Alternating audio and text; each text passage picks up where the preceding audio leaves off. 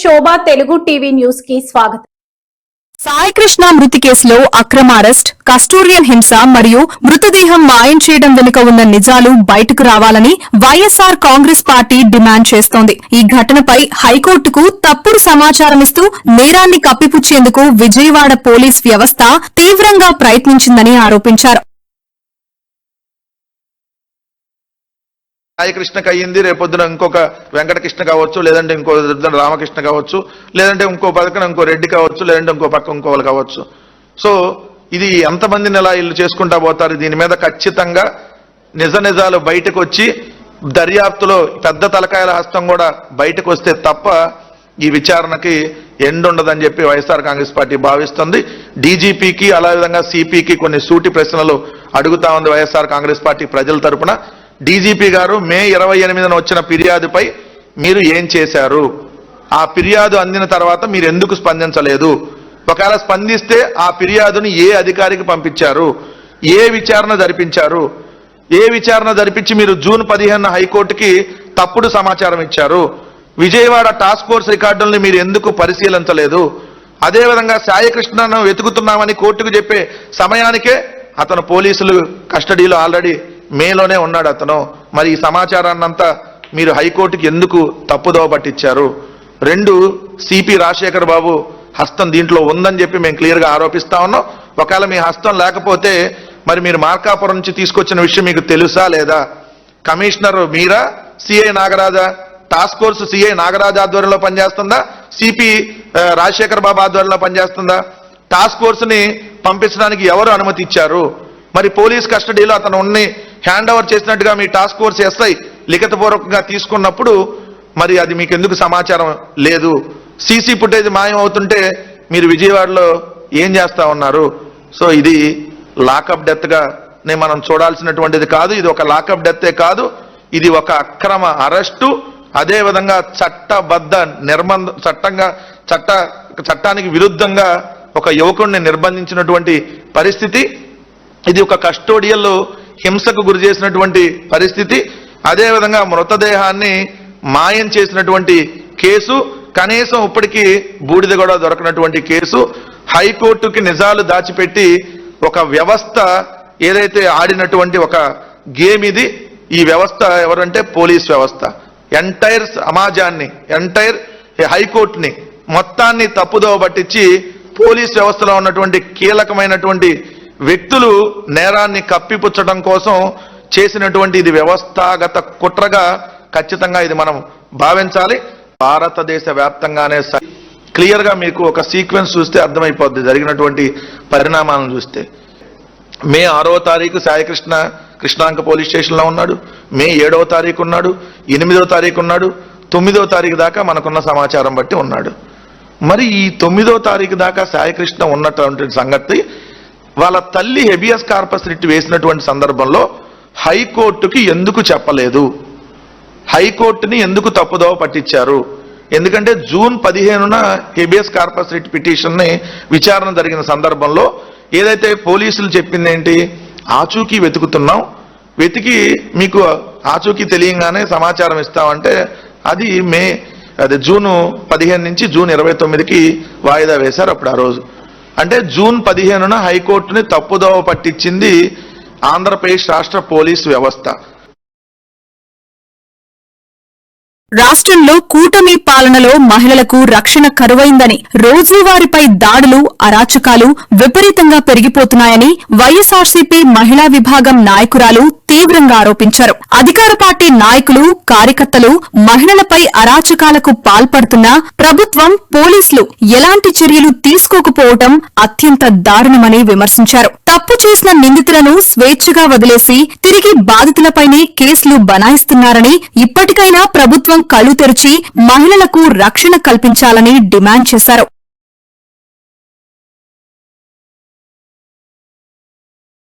మహిళా విభాగం ఆధ్వర్యంలో రాష్ట్ర వ్యాప్తంగా ప్రతి జిల్లా హెడ్ క్వార్టర్ లో మహిళలందరూ కలిసి అంబేద్కర్ గారికి వినతి పత్రం ఇవ్వడం జరిగింది. ఈ రాష్ట్రంలో కూటమి ప్రభుత్వం అధికారంలోకి వచ్చి 2 ఏళ్లయింది. మహిళల మీద దాడులు, అఘాయిత్యాలు రోజు రోజుకి పెరిగిపోతూ ఉన్నాయి. మహిళల రక్షణ కరువైంది.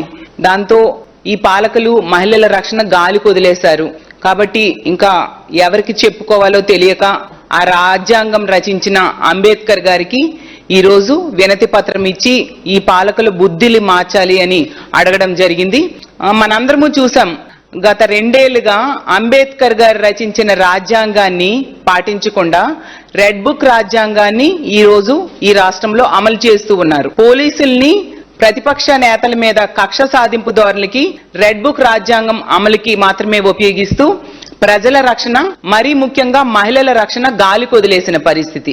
ఈ రోజు ఆంధ్రప్రదేశ్ రాష్ట్రంలో ఈ కూటమి పాలనలో రోజుకి 4 మహిళల మీద హత్యలు గాని అత్యాచారాలు గాని జరుగుతున్నాయి. 70 మంది మహిళల మీద అఘాయిత్యాలు, దాడులు జరుగుతూ ఉండే పరిస్థితి.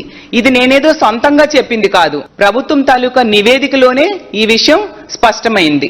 ఎంత దారుణంగా మహిళల రక్షణ గాలికి వదిలేశారని ఈ రోజు ఆంధ్రప్రదేశ్ రాష్ట్రంలో ఉన్న మహిళలందరూ కూడా చాలా ఆగ్రహంతో, ఆవేదనతో ఉన్నారు. వాళ్ళ గొంతుకని ఈ రోజు వైఎస్ఆర్ కాంగ్రెస్ పార్టీ మహిళలందరం కూడా వినిపించడం జరిగింది. ఎప్పటికైనా మారండి, మహిళల రక్షణ మీద దృష్టి పెట్టండి అని. ఎందుకంటే ఈ మధ్య గత కొద్ది రోజులుగా తీసుకుంటే ఎంత దారుణమైన సంఘటనలు వినాల్సి వస్తూ ఉంది అంటే, మొన్న గుంటూరులో తీసుకుంటే ఒక మహిళని 10,000 రూపాయల లంచం ఇవ్వలేదని చెప్పి ఒక మహిళని వివస్త్రం చేసి దాడి చేశారు, హత్య చేయడానికి ట్రై చేశారు. అంటే ఇంతకంటే దిగజారుడుతనం ఏముంటుంది అని నేను అడుగుతూ ఉన్నాను. ఆ చేసిన వ్యక్తి కూడా తెలుగుదేశం పార్టీ ఆ వార్డు సెక్రటరీ. తెలుగుదేశం పార్టీ కార్యకర్తల వలన మహిళలకి ఎంత దారుణంగా మహిళల మీద దాడులు జరుగుతున్నాయి, వాళ్ళకి రక్షణ లేని పరిస్థితి చూస్తూ ఉన్నాం. గత కొద్ది రోజులుగా ఎన్ని సంఘటనలు ఇలాంటివి వింటూ ఉన్నాము అంటే, మొన్ననే చూసాం కడప జిల్లా బద్వేలులో ఒక మహిళని జాకెట్ చింపి దాడి చేయడం జరిగింది. ఎంత దారుణం.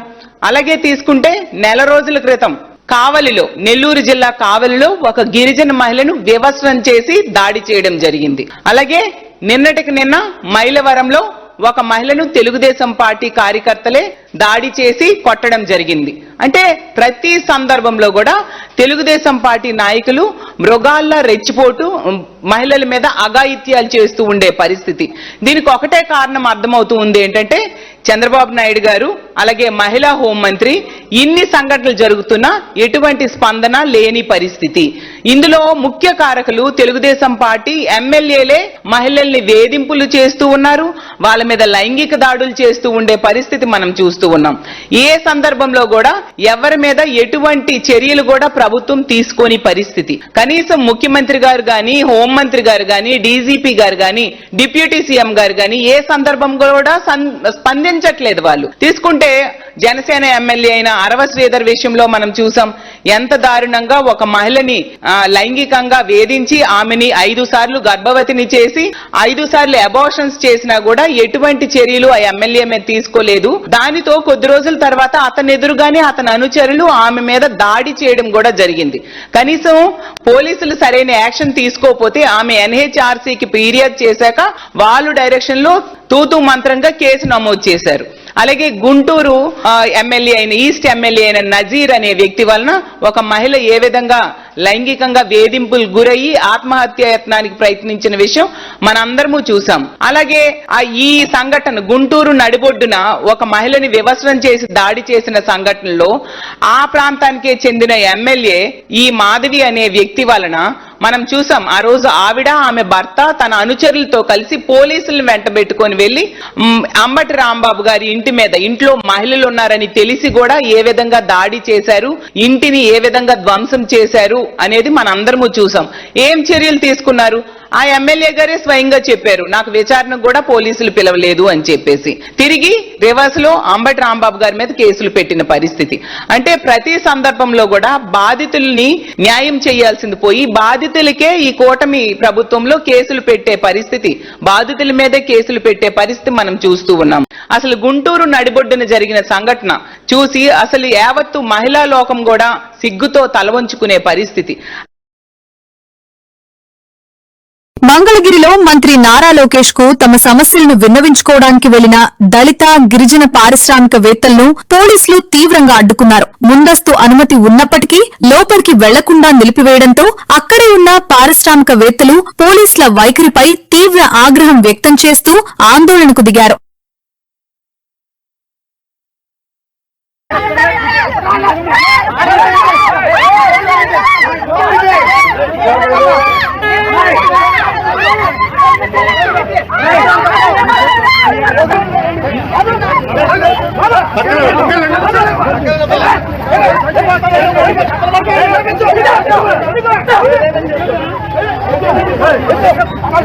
కాంగ్రెస్ పార్టీ వరంగల్ రైతులేషన్ లో 2 లక్షల రూపాయల రుణమాఫీ, ఎకరానికి 15,000 రూపాయల పెట్టుబడి సాయం మరియు వరి ధాన్యాన్ని 2,500 రూపాయలకి కొనుగోలు చేస్తామని హామీలిచ్చింది. కానీ అధికారంలోకి వచ్చిన తర్వాత ఈ అభయాలను అమలు చేయడంలో పూర్తిగా విఫలమైంది. అందువల్ల ప్రజలు కాంగ్రెస్ పార్టీ ఇచ్చిన హామీల అమలుపై నిలదీయాలి అని తెలిపారు కేటీఆర్. మాట మాట్లాడతాడు, ఏమంటాడు? ఏ జాతి నీది, నీదేం జాతి? నేను చెప్తున్నా రేవంత్ రెడ్డి, ఏ జాతి కూడా నీకు చెప్పాల్సిన టైం వచ్చింది. ఉద్యమ టైంలో ఉద్యమకారుల మీదికి తుపాకీ ఎక్కుబెట్టిన పోరంబోకు జాతి అయితే మాది కాదు. ఉద్యమకారుల మీదికి తుపాకీ తీసుకొని వచ్చిన పోరంబోకు జాతి అయితే మాది కాదు. వలస పాలకుల సంఖ నాకుతూ సమైక్యవాదుల సంచులు మోసిన దగుల్బాజీ జాతి అయితే మాది కాదు. తెలంగాణ తొలి ప్రభుత్వాన్ని 50 లక్షల రూపాయలతో ఒక ఎమ్మెల్యేను కొనుగోలు చేసి దొరికిపోయిన లుచ్చా జాతి అయితే మాది కాదు. తెలంగాణ సాగునీటి ప్రాజెక్టుల మీద 100ల కొద్ది కేసులు వేసి ఆపాలను చూసిన దివానగాళ్ల బ్యాచ్ అయితే మాది కాదు. అబద్ధాలు, విద్వేషాలు, బూతులతో ప్రజల్ని రెచ్చగొట్టి బతికిన చిల్లర జాతి మాది కాదు. ప్రాజెక్టులను బాంబులతో పేల్చేసే అధమ జాతి మాది కాదు. నీళ్లున్నా ఇచ్చే వ్యవస్థ ఉన్నా జనాలకు అందించలేని అసమర్థ జాతి కాదు మాది రేవంత్ రెడ్డి. ఉద్యోగాలు అడిగితే ఎండ్రిందాగుమని, బాయిల దుంకుమని, నీళ్లు అడిగితే రక్తం జల్లుకొమ్మని రాక్షస జాతి మాటలు మాట్లాడే జాతి మాది కాదు. అన్ని బాగు చేసి అప్పజెప్పినా ప్రజారంజకంగా పరిపాలించకుండా వానికి వీనికి మూటలు మోసి జనాలను హింసించే రాక్షస నికృష్ట జాతి మాది కాదు. తెలంగాణలో ఉన్నాయి 2 జాతులు. ఒకటి తెలంగాణను ప్రేమించే జాతి, రెండోది రాష్ట్రానికి ద్రోహం చేసే జాతి. ఎవడిది ఏ జాతో తెలంగాణ ప్రజలకు బాగా తెలుసు. ఎవరు తెలంగాణ తెచ్చిండ్రో, ఎవరు తెలంగాణను ఇవాళ వంచిస్తున్నాడో, ఎవడు తెలంగాణకు అన్యాయం చేస్తున్నాడో అందరికీ తెలుసు. ఒక్కసారి దయచేసి నేను మీకు గుర్తు చేయదలుచుకున్నా. ఆ రోజు ఏం చెప్పిండు రాహుల్ గాంధీ అంటే ఆయన వచ్చిండు వరంగల్కు. వచ్చి ఏం డైలాగులు కొట్టిండు? మా కాంగ్రెస్ గుద్దుండ్రి మంచిర్యాలోళ్ళు, మీకు ఇది చేస్తాం అది చేస్తాం అని రైతులకు ఏమేం కళ్ళబొల్లి కబుర్లు చెప్పిండో ఒక్కసారి మీరు చూడాలని చెప్పి కోరుతా ఉన్నా. ఆ వీడియో ప్లే చేయాలని చెప్పి మనోళ్ళని కోరుతా ఉన్నా.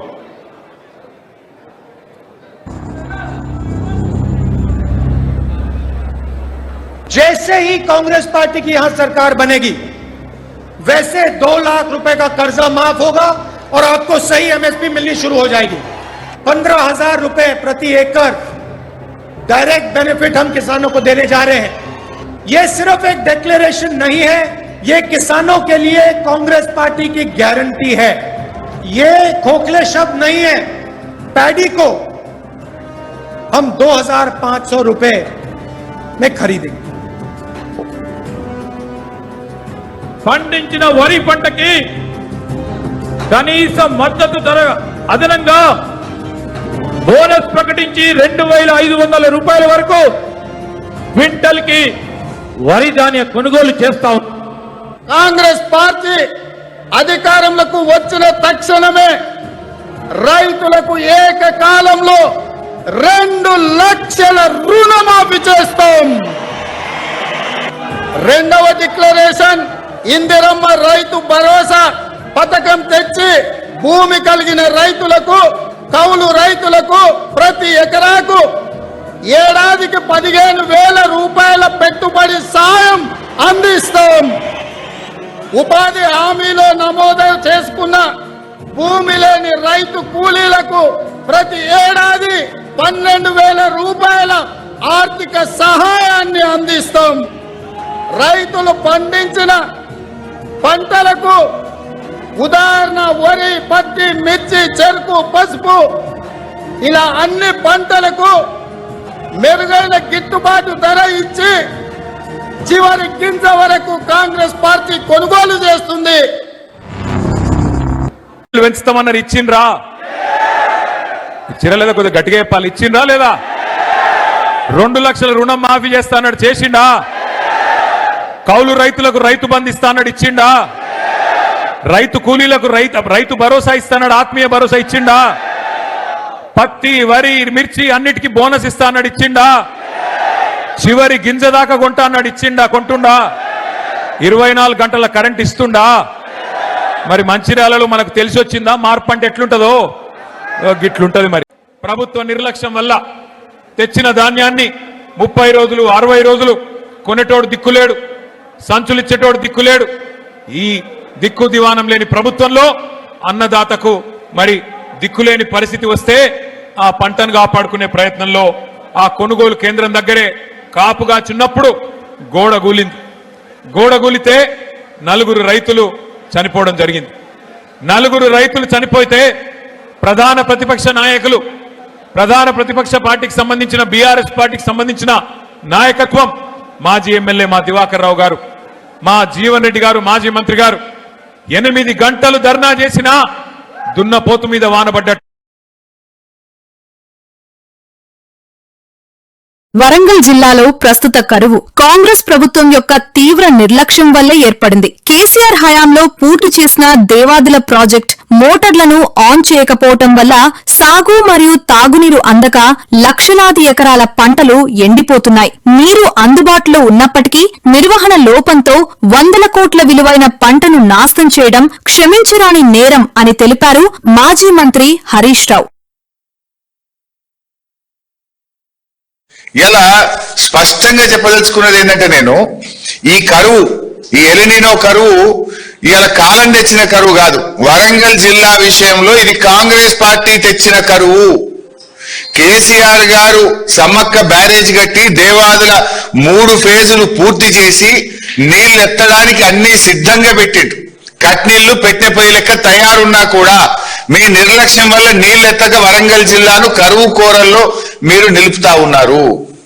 ఇవాళ బీఆర్ఎస్ ప్రభుత్వం 3,17,000 ఎకరాల ఆయకట్టును నీళ్లు ఇవ్వడానికి దేవాదుల పూర్తి చేసింది. కట్కొత్తితే 3,17,000 ఎకరాలకు వరంగల్ జిల్లాకు సాగునీరు అందుతుంది, వరంగల్ తాగునీరు అందుతుంది. కట్క ఒత్తకుండా మీరు ఎందుకు వరంగల్ జిల్లాను ఆగం చేస్తున్నారు? మీ గుర్తు, పోయిన సంవత్సరం కూడా 8 కోట్ల రూపాయలు మెయింటెనెన్స్ బిల్లులు ఇవ్వకపోవడం వల్ల దేవాదులలో 50 రోజులు ఆలస్యంగా మోటార్లు ప్రారంభమైనాయి. దాంతో 700-800 కోట్ల రూపాయల పంట వరంగల్ జిల్లాలో గత సంవత్సరం ఎండబెట్టింది కాంగ్రెస్ ప్రభుత్వం. అర్ధాంతరంగా మీరు మోటార్లు ఆన్ చేయక 7-8 కోట్ల రూపాయలు విడుదల చేయక 800 కోట్ల రూపాయల పంటను పోయిన సంవత్సరం దేవాదుల కింద ఎండబెట్టింది కాంగ్రెస్. ఈ సంవత్సరం కూడా ఇంత ఎలినినో వస్తుందని శాస్త్రవేత్తలు, ప్రపంచము, భారత ప్రభుత్వం చెప్తుంటే 6 నెలల నుంచి చెప్తుంటే మొద్దు నిద్రపోతున్నారా? మెయింటెనెన్స్ వర్క్స్ చేసుకోరా? ట్రాన్స్ఫార్మర్లు రిపేర్స్ ఉంటే చేసుకోరా? ఎందుకు 10 మోటార్లు నడపడం లేదు? ఇది నేరపూరిత నిర్లక్ష్యం కాదా? నీళ్లుండి కూడా ఎత్తకపోవడానికి ఏం చేయాలి? మిమ్మల్ని నీళ్లు కండ్ల ముందు నీళ్లుండగా కూడా ఒడిసి పెట్టాల్సింది పోయి మీరు కిందికి విడిచిపెడుతుంటే మీకు ఉరి శిక్ష వేసినా తప్పలేదు. ఇది చాలా దుర్మార్గమైనటువంటి పని. ప్రపంచమంతా చుక్క చుక్క ఒడిసి పట్టి నీళ్లను కాపాడుకుంటున్నారు. ఇవాళ మీరు ఆ కాళేశ్వరంలో ఎత్తమంటే అక్కడ డ్రామాలు, ఇక్కడేం డ్రామాలు? మరి ఈడెందుకు 10 మోటార్లు ఆన్ చేయడం లేదు అని చెప్పి ఇవాళ మేము అడుగుతా ఉన్నాం.